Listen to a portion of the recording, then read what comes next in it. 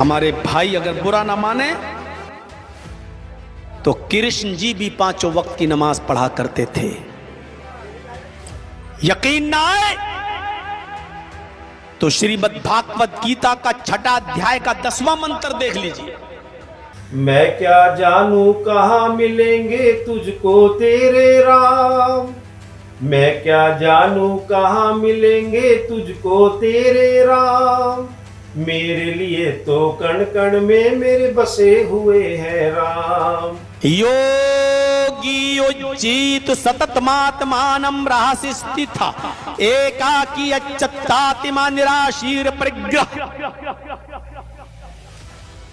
जिसमें कृष्ण जी अर्जुन से कह रहे हैं कि हाय अर्जुन, ईश्वर की जब पूजा करो तो पूरे शरीर का योग करो। योगी, यूपी वाला नहीं।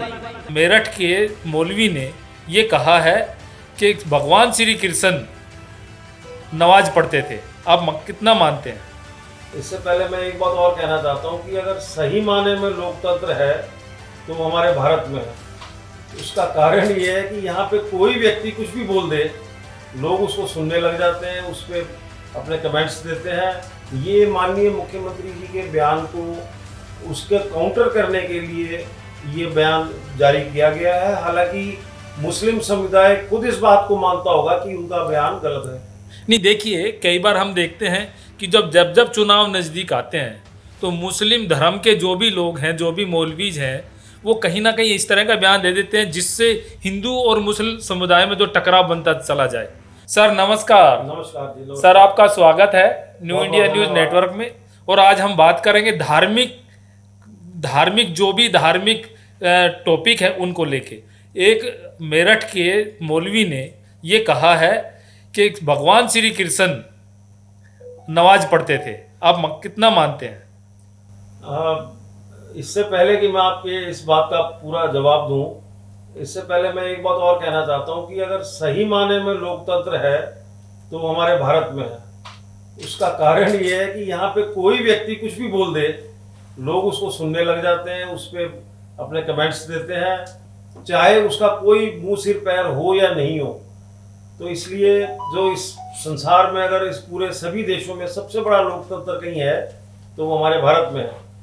अब मैं आता हूँ जो आपने प्रश्न पूछा, ये मैंने भी ये बयान सुना है, जो मौलवी हैं अंसारी जी हैं। हाँ हाँ। उनका भी मैंने बयान सुना है। तो मुझे ऐसा लगता है कि या तो वो जैसे उनके नाम के साथ स्कॉलर भी लगा हुआ है। हाँ। तो अगर स्कॉलर लगा हुआ है उनके नाम के साथ तो उनसे अपेक्षा की जाती है कि उन्होंने ये सब कहीं ना कहीं पढ़ा होगा, कहीं ना कहीं सुन के बोला होगा।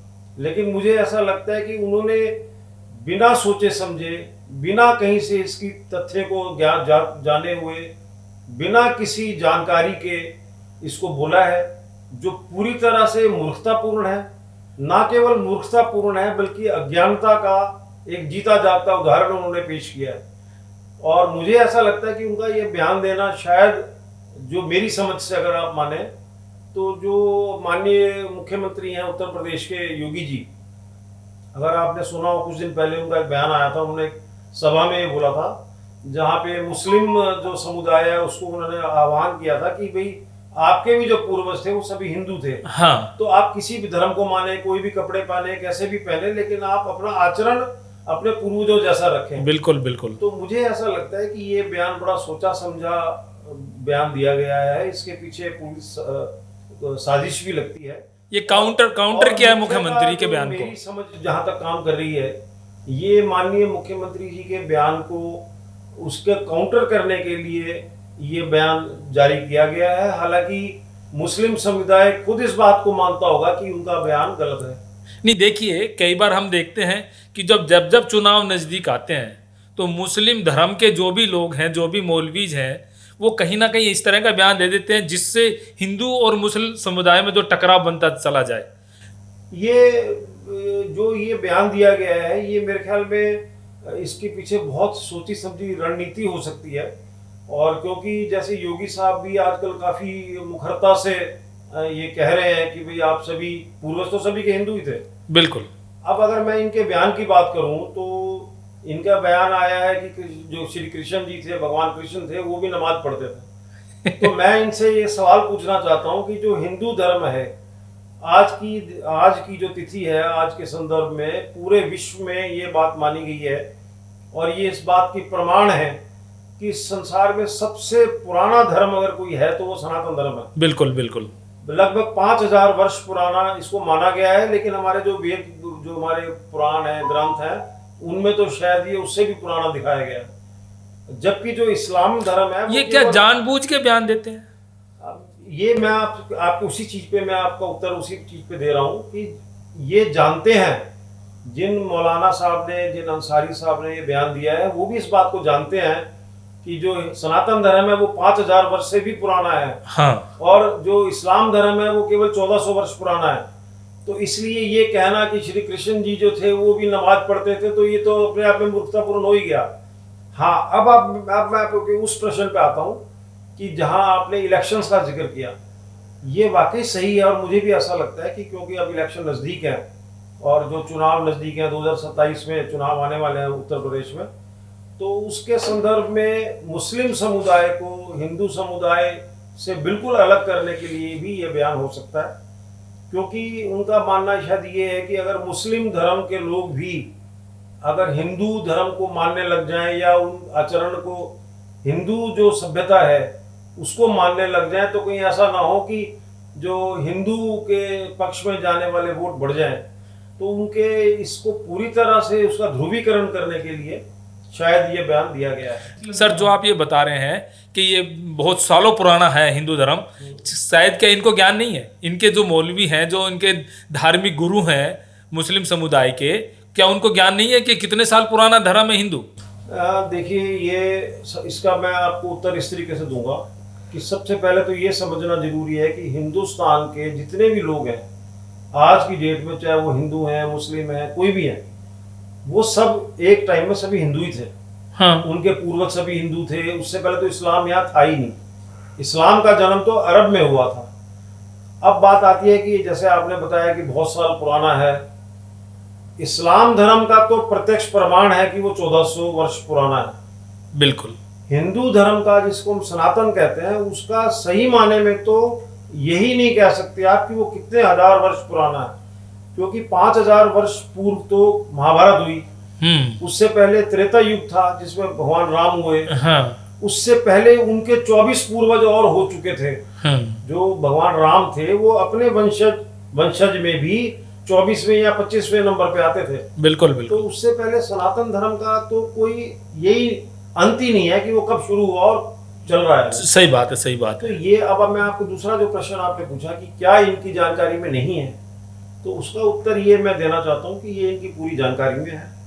ये कोई ऐसा बयान नहीं है जो जिसको मूर्खतापूर्ण कह के और ये इसको इधर उधर कर दें। ये बड़ी सोची समझी रणनीति है और विशेषकर इसको जो चुनाव आने वाले हैं 2027 में, उसको ध्यान में रखकर ही ये बयान दिए जाते हैं।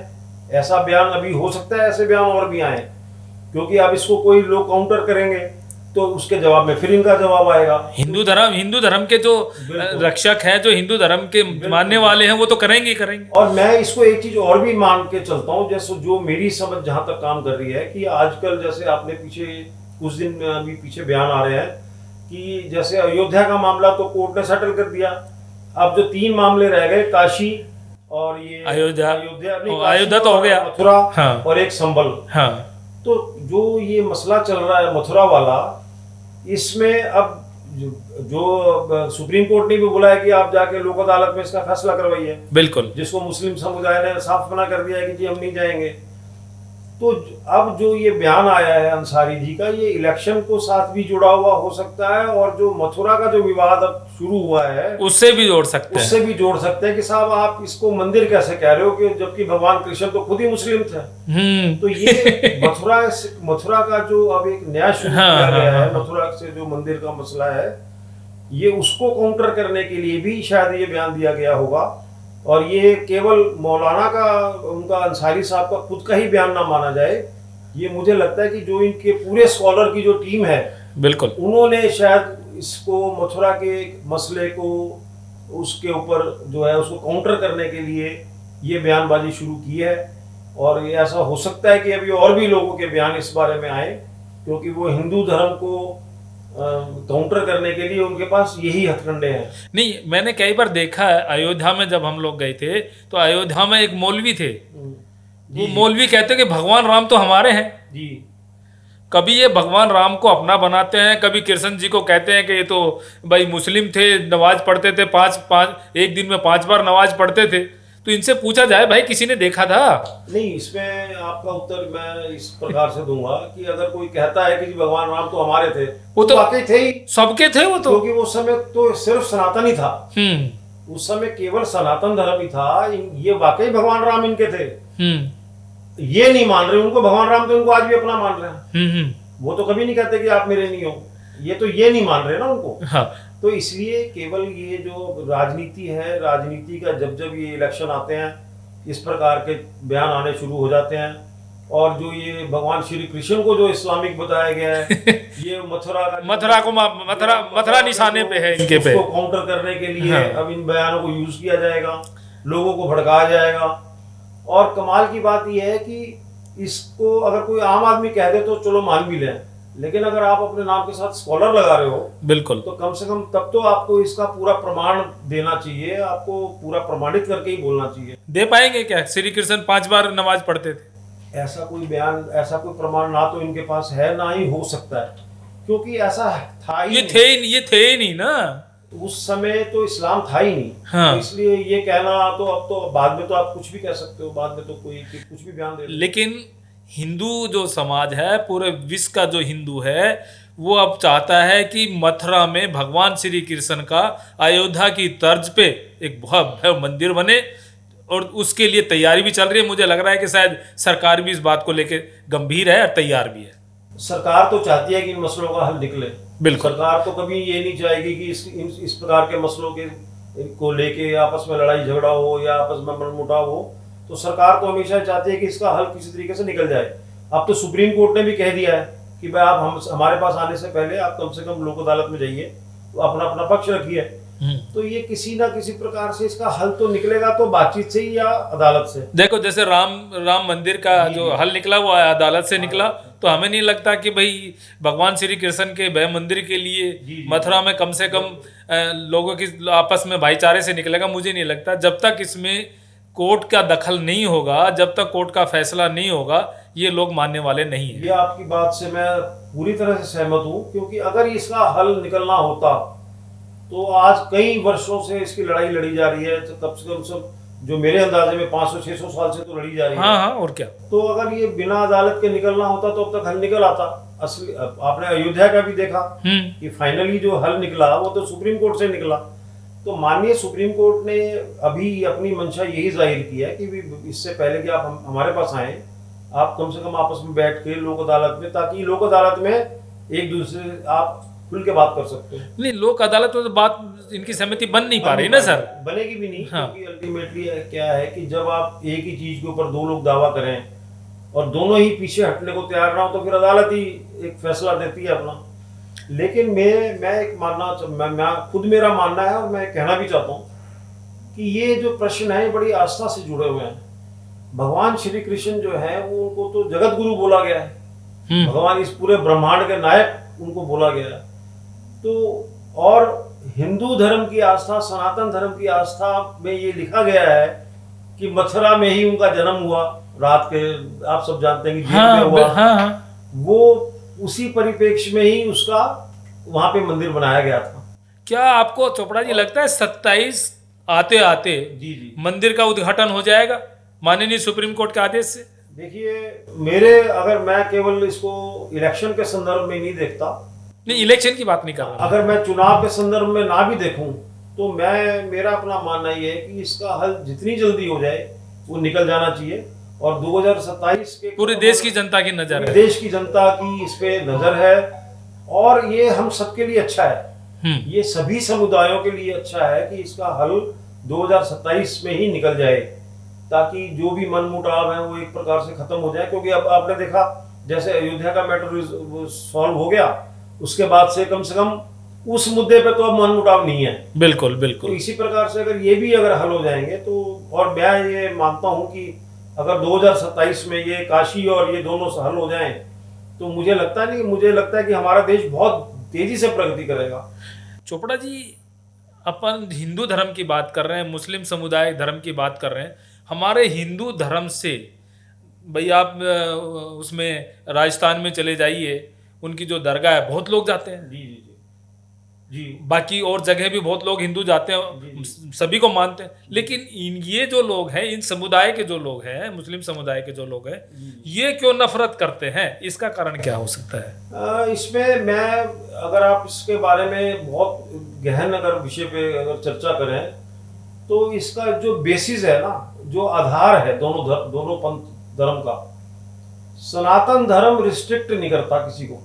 अच्छा। सनातन धर्म की जो उसकी आधारशिला है वो सबके लिए खुला है। सनातन धर्म, सनातन शब्द का मतलब है इटर्नल, मतलब जो दैवी शक्ति से प्रकट हुआ। बिल्कुल।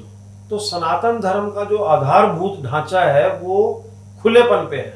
बिल्कुल। कोई आओ कोई जाओ, आप मानो मत मानो, आप अपने आप को हिंदू कहो तो भी मान सकते हो, नहीं कहो तो भी मान सकते हो। बिल्कुल। लेकिन इस्लाम धर्म में क्या है कि वहाँ पे जो पैगंबर मोहम्मद साहब हुए, तो उन्होंने जो आयतें और जो कुरान शरीफ लिखा गया, तो वो एक ही भगवान को अपना सर्वोपरि मानते हैं। तो दोनों के बेसिकली आधारभूत ही डिफरेंट है। बिल्कुल। इसलिए सनातन धर्म में आपने देखा होगा कि बहुत से हिंदू जो हैं, वो जरूरी नहीं है कि वो मूर्ति पूजा ही करें। बहुत से आर्य समाज में भी हैं, बहुत से मूर्ति पूजा करते हैं, कुछ लोग जैन धर्म में हैं। तो हमारे यहाँ पे क्या है कि सनातन धर्म किसी को बांधता नहीं है। और सनातन धर्म की एक और सबसे बड़ी खासियत कि सनातन धर्म में चाहे कितने ही बड़े महर्षि ऋषि मुनि हुए, किसी ने भी अपने सनातन धर्म को बढ़ाने का प्रयास नहीं किया। उन्होंने कहीं ये प्रयास नहीं किया कि भाई ये भी माने वो भी माने, जिसको मानना है माने, जिसको ना माने मत माने। तो खुलापन है और कोई बंदिश नहीं है। बिल्कुल। जबकि इस्लाम धर्म में बंदिश है कि आपको केवल अल्लाह को, एक ही अल्लाह को आपको मानना है। तो उस वजह से ये थोड़ा बहुत जो फर्क है वो रहेगा। तो आपको क्या लगता है कि 27 तक जो यूपी के चुनाव हैं, इस प्रकार की भाषा का प्रयोग किया जाएगा? इस प्रकार के धार्मिक जो हमारे हिंदू देवता है उनको निशाने पे लिया जाएगा? ये बड़ा दुर्भाग्यपूर्ण होगा कि अगर ऐसा किया जाता है। लेकिन क्योंकि पिछला अगर आप इतिहास उठा के देखें तो चुनाव से पहले इस प्रकार की कोशिश होती रही है। और मैं खुद ये मानता हूँ कि ऐसे प्रयास नहीं होने चाहिए। आपके जो मुद्दे हैं वो मुद्दों पे लड़ाई होनी चाहिए, मुद्दों पे चर्चा होनी चाहिए। और इस प्रकार की अगर होती है, और होने की उम्मीद भी है, क्योंकि ध्रुवीकरण तो हर बार होता ही है, तो मेरी सभी पक्षों से ये अपील है कि कम से कम भगवान को इससे दूर रखें। और आपस में आप जो मर्जी करें, आप किसी भी मुद्दे पे लड़ें, चाहे विकास के मुद्दे पे लड़ें, शिक्षा के मुद्दे पे लड़ें, स्वास्थ्य के मुद्दे पे लड़ें, पर कम से कम अपने अपने भगवान को इससे दूर रखें। लेकिन अब तक तो हम देखते आ रहे हैं कि सारे भगवानों के ऊपर ही वोट मांगते हैं। जी जी जी, ये एक्चुअली दुर्भाग्यपूर्ण भी है कि ऐसा हो रहा है और ऐसा होता है। लेकिन ठीक है कि अब क्योंकि लोकतंत्र है, तो लोकतंत्र में तो कोई कुछ भी, हमारा और सबसे बड़ा लोकतंत्र हमारे भारत में है। और हमारा भारत ही एक ऐसा देश है कि जहाँ पे कोई कुछ भी बोल के और चुपचाप निकल जाता है। बिल्कुल। अगर आप किसी और देश में जाएं और वहाँ पे अगर आप कुछ गलत बोलेंगे तो आपको सजा होगी उसकी। हमारे यहाँ पे तो आप भगवान श्री कृष्ण को इस्लामिक बता के भी आप तारीफ और तालियां बटोर। हाँ बिल्कुल बिल्कुल। तो ये हमारा ही देश ऐसा है जिसमें इतनी खुलापन है और इतनी सहनशीलता है। और मैं एक बात और बताता हूँ कि ये शायद इस बात को सभी मानते हैं, बड़े बड़े स्कॉलर्स भी मानते हैं, क्योंकि हमारे यहाँ पे हिंदू धर्म के मानने वाले ज्यादा हैं, इसलिए इतनी सहनशीलता है। क्योंकि हिंदू धर्म में बचपन से ये सिखाया जाता है कि हमें सबको साथ लेकर चलना है। तो इसलिए हमारे यहाँ पे इतनी सहनशीलता है, इतना धैर्य है। तो ये सब हमारे खून में ही है। ये चोपड़ा जी, आप धार्मिक कार्यक्रमों में बड़े भाग लेते हैं, आप भजन भी गाते हैं। जी। हमारे दर्शकों के लिए 4 लाइन गा के बता दें। तो वैसे तो खैर भजन मेरे ऑलरेडी YouTube पे हैं अगर कोई सुनना चाहे, लेकिन मेरे को एक भजन है जो बहुत ही प्रिय है। हाँ बता। तो वो मेरा, जब मैंने भजन लिखने शुरू किया आज से 20 साल पहले, तो उस समय ये शायद पहला या दूसरा ही भजन था। तो वो अगर आप कहें तो मैं 2-4 लाइन सुना सकता हूँ। स्वागत है। उसकी कुछ पंक्तियां इस प्रकार से हैं। मैं क्या जानूं कहाँ मिलेंगे तुझको तेरे राम। मैं क्या जानूं कहाँ मिलेंगे तुझको तेरे राम। मेरे लिए तो कण कण में मेरे बसे हुए हैं राम। मेरे लिए तो कण कण में मेरे बसे हुए हैं राम। कोई तो जावे चित्रकूट तो कोई अयोध्या जावे। कोई तो जावे चित्रकूट तो कोई अयोध्या जावे। कोई पढ़े नित रामायण पर राम के सुध नहीं पावे। मैं क्या जानू राम जी तेरे बसते हैं किस धाम। मेरे लिए तो कण कण में मेरे बसे हुए हैं राम। बहुत बहुत धन्यवाद चोपड़ा जी, बहुत बहुत धन्यवाद। ये भजन आप YouTube पे भी सुन सकते हैं। बहुत बहुत धन्यवाद। धन्यवाद सर।